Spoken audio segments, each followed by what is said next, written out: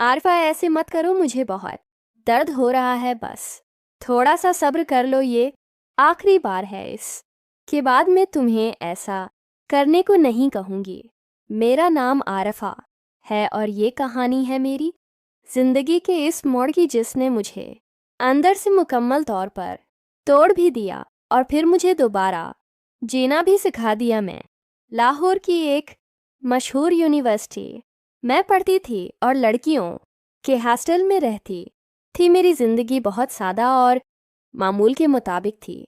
सुबह सवेरे क्लासेस, दोपहर लाइब्रेरी में घंटों बैठकर मुताला, शाम को हॉस्टल के कमरे में असाइनमेंट्स मुकम्मल करना और कभी कभार दोस्तों के साथ हंसी मजाक करना। मैं इन लड़कियों में से थी जो अपने ख्वाबों को बहुत संजीदगी से लेती थीं और किसी पर जल्दी एतमाद नहीं करती थीं। फिर एक दिन मेरी ज़िंदगी में जैद आया। वो मेरी क्लास में नहीं था मगर यूनिवर्सिटी की कैंटीन में अक्सर नज़र आ जाता था। पहले सिर्फ नज़रें मिलती थीं, फिर आहिस्ता आहिस्ता बातें शुरू हुए। उसका बात करने का अंदाज बहुत नर्म और मीठा था। वो मेरी हर बात गौर से सुनता, मेरी छोटी छोटी बातों का ख्याल रखता और मुझे ये एहसास दिलाता कि जैसे मैं उसके लिए बहुत ख़ास हूँ। मुझे खुद भी नहीं पता चला कि कब मैं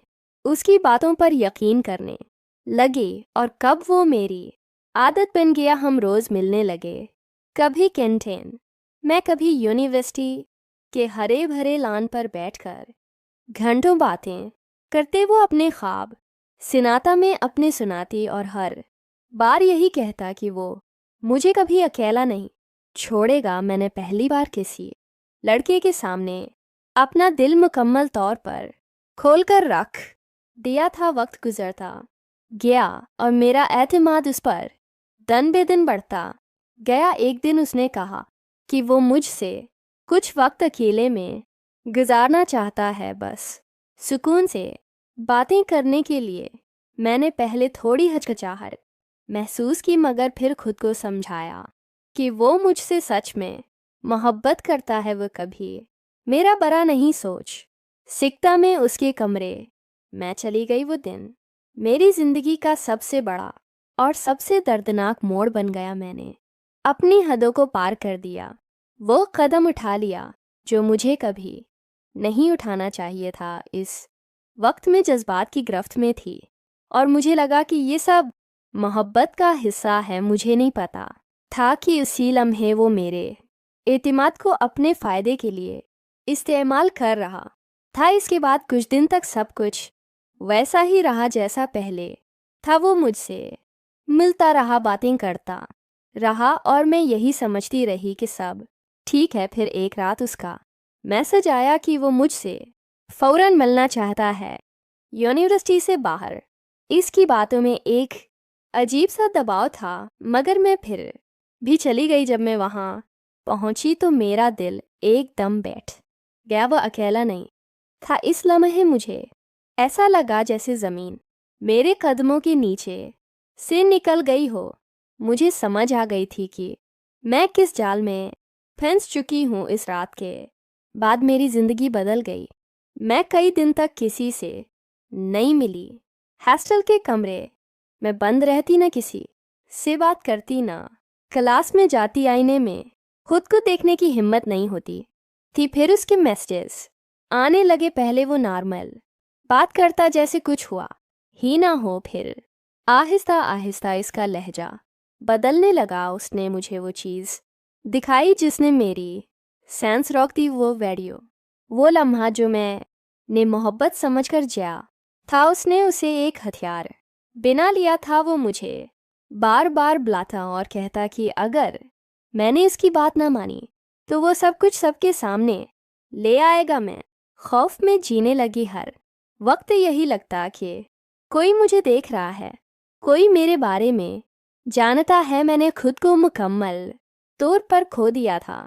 मैंने कई बार सोचा कि सब कुछ ख़त्म कर दूं, मगर फिर अपनी माँ का चेहरा याद आ जाता, अपने ख्वाब याद आ जाते और मैं रख जाती। एक दिन में हॉस्टल के कमरे में अकेली बैठी थी खामोशी, इतनी गहरी थी कि मेरी अपनी सांसों की आवाज़ सुनाई दे रही थी। मैंने आईने में खुद को देखा। वो आरफा कहाँ थी जो कभी इतनी मजबूत थी? वो लड़की कहाँ गई जो अपने ख्वाबों के लिए लड़ती थी? इसी लम्हे मेरे अंदर कुछ बदल गया। मैंने फैसला किया कि अब बस मैं मज़ीद नहीं दूंगी। मैंने अपनी सबसे करीबी दोस्त को सब कुछ बता दिया। मेरे लिए ये सबसे मुश्किल लम्हा था, मगर जब मैंने बोलना शुरू किया तो जैसे मेरे दिल का बोझ हल्का होने लगा।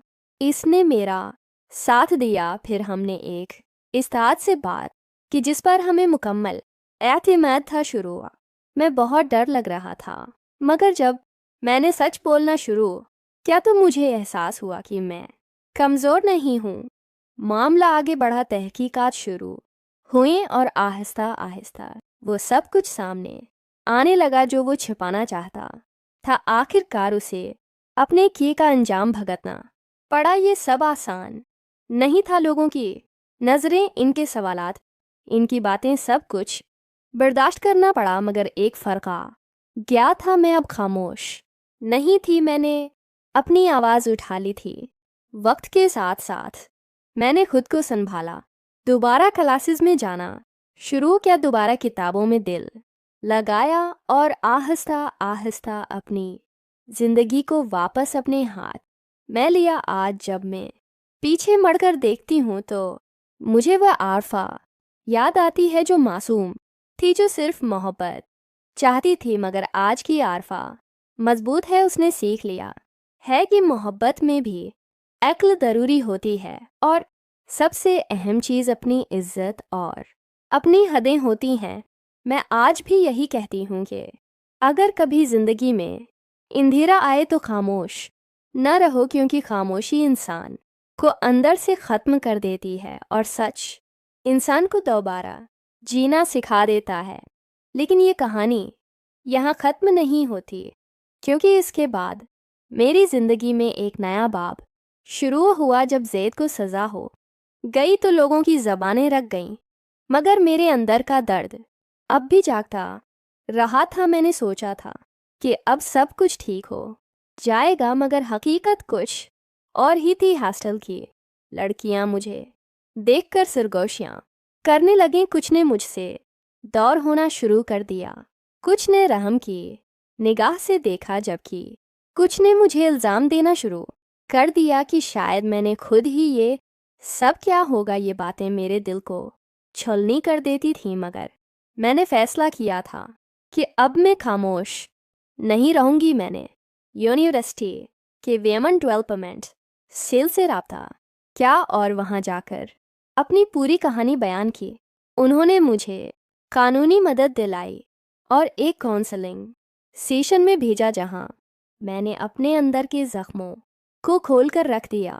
आहिस्ता आहिस्ता मैंने खुद को दोबारा बनाना शुरू किया। मैंने एक छोटी सी डायरी शुरू की जिस मैं रोज़ाना अपने जज्बात लिखती थी। कभी कभी रात को अकेले बैठकर रोती भी थी, मगर सुबह उठकर खुद को आईने में देखती और कहती कि आरफा, तुम अब कमज़ोर नहीं हो, तुम एक सर्वाइवर हो। मैंने अपने ख़ानदान को भी सब कुछ बता दिया। माँ बाप का दर्द देखकर मेरा दिल फटता था, मगर उन्होंने मुझे तन्हा नहीं छोड़ा, बल्कि मेरा हाथ थाम लिया और कहा कि बेटी, हम तुम्हारे साथ हैं। ये हमायत मेरे लिए सबसे बड़ी ताकत बनी। मैंने यूनिवर्सिटी में एक ग्रुप ज्वाइन किया जो सेक्सुअल हरासमेंट और कंसेंट के बारे में आगाही फैलाता था। वहाँ मैंने अपनी कहानी शेयर की और देखा कि कई लड़कियाँ रो रही थीं। इनमें से कुछ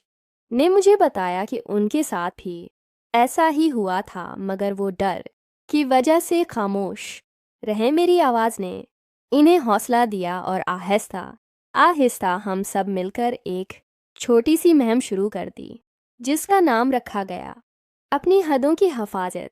हम पोस्टर्स बनाते, सेमिनार्स करते और लड़कियों को बताते कि मोहब्बत के नाम पर कोई भी आपकी मर्ज़ी के बगैर कुछ नहीं कर सकता। ये काम करते करते मैं खुद भी बदलती गई। मेरे अंदर का खौफ कम होने लगा और आतिमाद वापस आने लगा। मैंने दोबारा पढ़ाई पर तवज्जो दी और अच्छे नंबरों से पास हो गई। आखिरी साल में मैंने एक तहकीकी प्रोजेक्ट किया जिसका मौजू था यूनिवर्सिटी कैंपस में लड़कियों की ज़हनी सेहत और जिनसी इस्तेहसाल।